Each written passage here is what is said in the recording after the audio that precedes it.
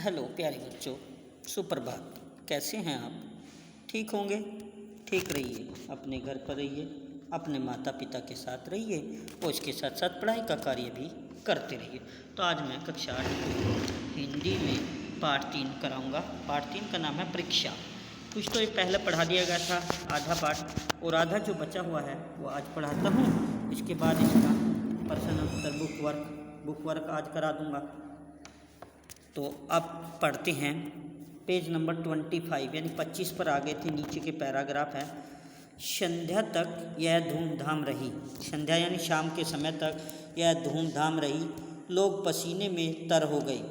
खून की गर्मी आँखों और चेहरों से झलक रही थी। हाँफते हाँफते बेदम हो गए, यानी हाँफते हाँफते थक गए थे पूरे, तो बेदम हो गए, उनकी जान सी निकल रही थी। लेकिन हार जीत का निर्णय न हो सका। कोई न जीत सका और न ही हार सका। अंधेरा हो गया था। इस मैदान से जरा दूर हटकर एक नाला था। उस पर कोई पुल न था। पथिक यानी राहगीरों, पथिकों को नाले में घुसकर आना पड़ता था। क्या था, जो भी उधर आना चाहते थे तो वो नाला पार करके नाले में को घुसकर, नाले में को निकल कर ही आते थे। खेल अभी बंद हुआ था और खिलाड़ी लोग बैठे दम ले रहे थे, यानी आराम कर रहे थे, सुस्ता रहे थे कि एक किसान अनाज से भरी हुई गाड़ी लिए हुए उस नाले के पास आया। लेकिन कुछ तो नाले में कीचड़ था और कुछ उसकी चढ़ाई इतनी थी कि गाड़ी ऊपर न चढ़ सकती थी। वह कभी बैलों को ललकारता, कभी पहियों को हाथों से ढकेलता, लेकिन बोझ अधिक था और बैल कमजोर। गाड़ी ऊपर को न चढ़ती और चढ़ती भी तो कुछ दूर चढ़कर फिर खिसक कर नीचे पहुंच जाती। किसान बार बार जोर लगाता और बार बार झुंझलाकर बैलों को मारता, लेकिन गाड़ी उभरने का नाम न लेती।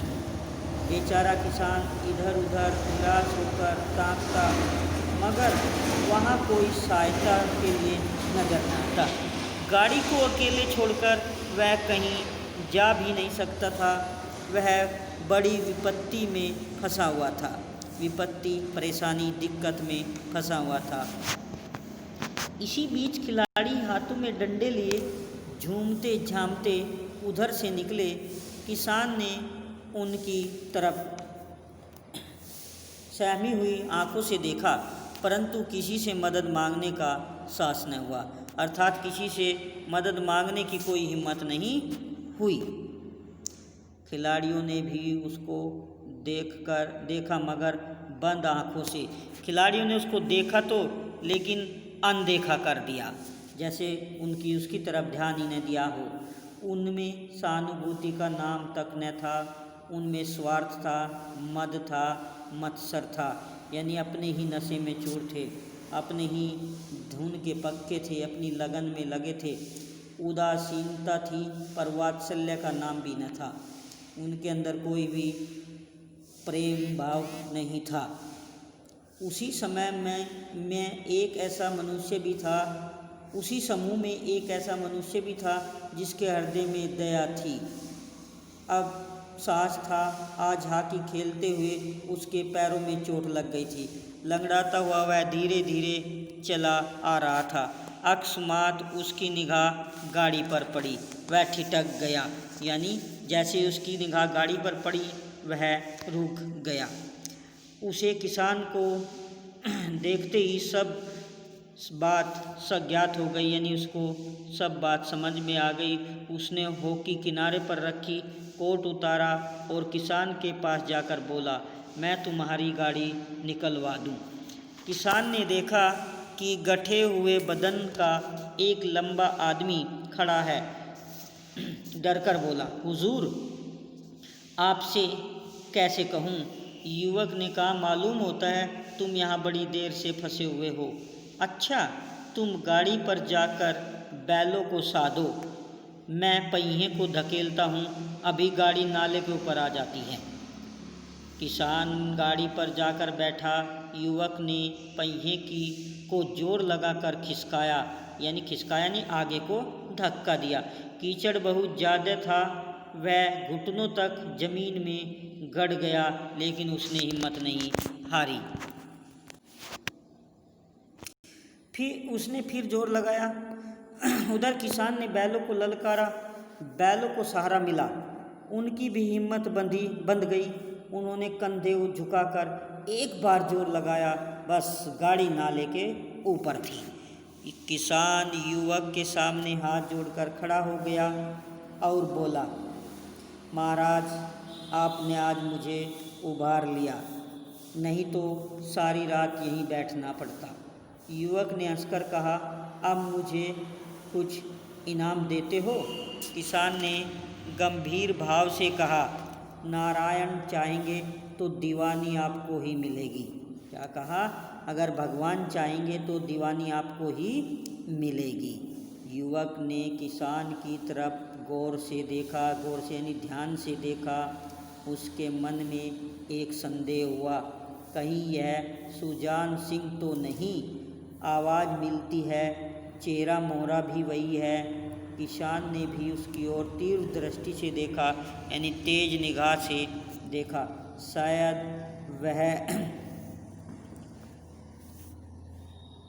शायद वह उसके दिल के संदेह को भांप गया। मुस्कुराकर बोला, गहरे पानी में बैठने से ही मोती मिलता है, अर्थात गहरे पानी में उतरने से ही मोती मिलता है। निदान महीना पूरा हुआ, चुनाव का दिन आ पहुंचा। 1 महीने का समय दिया गया था चुनाव के लिए, तो वो पूरा समय हो गया और आज चुनाव का दिन आ गया। उम्मीदवार लोग प्रातः काल से ही अपनी किस्मत का फैसला सुनने के लिए उत्सुक थे। उत्सुक यानी बेचैन, उतावले थे। दिन काटना पहाड़ सा हो गया। प्रत्येक के चेहरे पर आशा और निराशा के रंग आते थे। नहीं मालूम आज किसके नसीब जागेंगे, नसीब यानी भाग्य जागेगा। न जाने किस पर लक्ष्मी की कृपा दृष्टि होगी। संध्या समय यानी शाम के समय राजा साहब का दरबार सजाया गया। शहर के रईस और धनाढ्य यानी धनवान लोग, राजा के कर्मचारी और दरबारी तथा दीवानी के उम्मीदवार सब रंग बिरंगे सज धज बनाए दरबार में आ विराजे यानी पहुँचे। उम्मीदवारों के कलेजे धड़क रहे थे, यानी सबकी सांसें तेज चल रही थी। तब सरदार सुजान सिंह ने खड़े होकर कहा, दीवानी के उम्मीदवार महाशयो, मैंने आप लोगों को जो कुछ कष्ट दिया हो उसके लिए क्षमा कीजिए, मुझे माफ़ कीजिए। मुझे इस पद के लिए एक ऐसे पुरुष की आवश्यकता थी जिसके हृदय में दया हो और साथ ही साथ आत्मबल भी हो। हृदय वही है जो उदार हो, आत्मबल वही है जो विपत्ति का वीरता के साथ सामना करे। और इस रियासत के सौभाग्य से हमको ऐसा पुरुष मिल गया।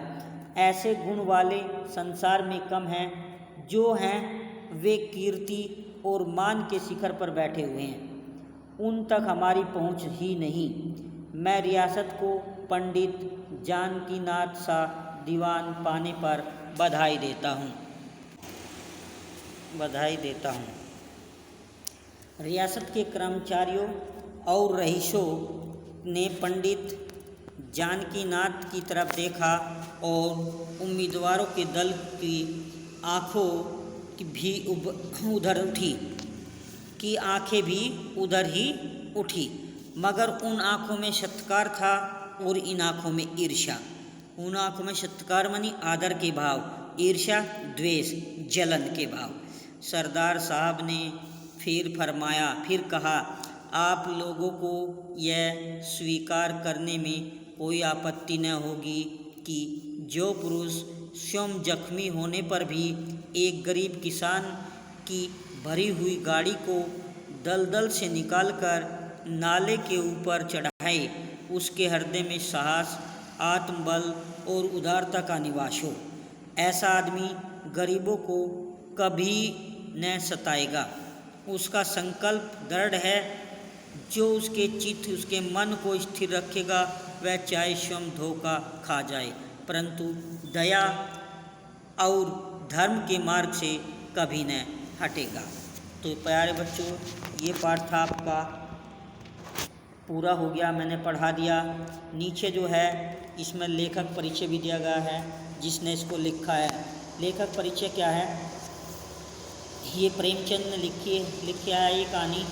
उपन्यास सम्राट मुंशी प्रेमचंद का जन्म 31 जुलाई 1830 को वाराणसी के लमही नामक गांव में हुआ था। कब? 31 जुलाई 1830 को वाराणसी के लमही नामक ग्राम में हुआ था। उनका वास्तविक नाम धनपत राय था। क्या था वास्तविक नाम? धनपत राय। किसका? मुंशी प्रेमचंद का। अंग्रेज सरकार के हस्तक्षेप के कारण उन्होंने पहले नवाब राय फिर प्रेमचंद के नाम से लिखना प्रारंभ किया। अंग्रेज़ों के दबाव से पहले उन्होंने नवाब राय के नाम से और फिर बाद में प्रेमचंद के नाम से लिखना शुरू किया। वे महात्मा गांधी के विचारों से बहुत प्रभावित थे। उनकी प्रमुख रचनाएं इस प्रकार हैं। 300 से अधिक कहानियाँ मानसरोवर के 8 भागों में संकलित हैं।